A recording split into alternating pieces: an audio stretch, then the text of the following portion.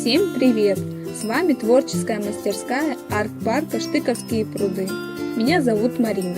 Сегодня я вам покажу, как можно сделать необычную розу из простых материалов, в сердцевинке которой находится чупа-чупс.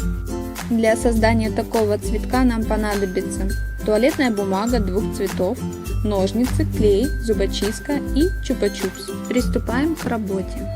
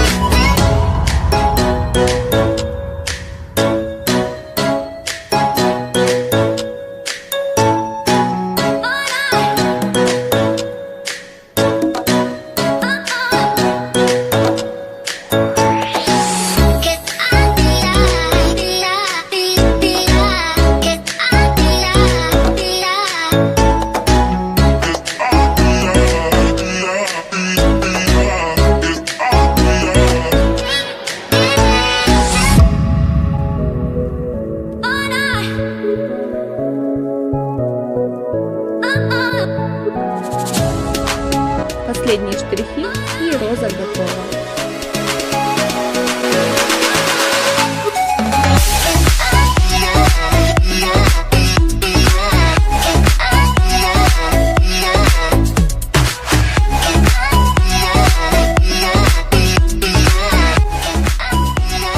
Вот такой сладкий букет у нас получился.